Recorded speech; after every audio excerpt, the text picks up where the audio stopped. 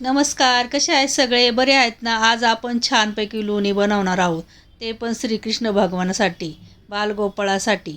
एकदम झटपट असं. जास्त वेळ बनवायला लागत नाही.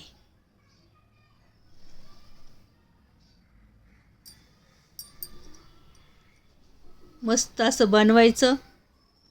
कृष्णा, एक पळी गाईचं तूप घ्यायचं.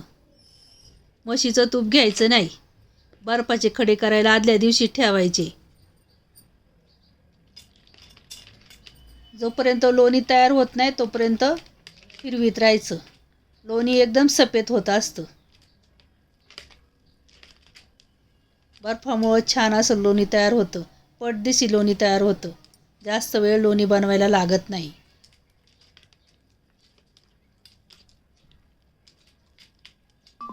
श्रीकृष्ण बालगोपाळाला लोण्याचा नैवेद्य असतो.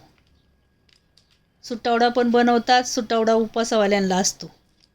श्रीकृष्णाचा जन्म झाला का ज्यांना उपवास आहे त्यांना सुटवड्याने उपवास सोडतात. श्रीकृष्णाला लोण्याचा नैवेद्य असतो. त्यामुळं छानपैकी असं लोणी तयार करायचं. मस्त असं लोणी तयार झालेले बर्फाचे खडे बाजूला काढून टाकायचे. एकदम व्हाईट असं लोणी तयार झाले.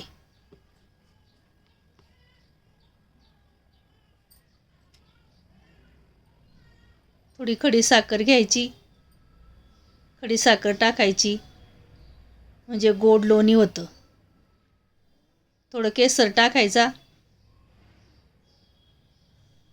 मस्त असं लोणी तयार झाले. श्रीकृष्ण जन्माष्टमीच्या दिवशी मस्त असं लोणी तयार करा. बालगोपाळाला नैवेद्य दाखवा. मस्त खा, मस्त राहा.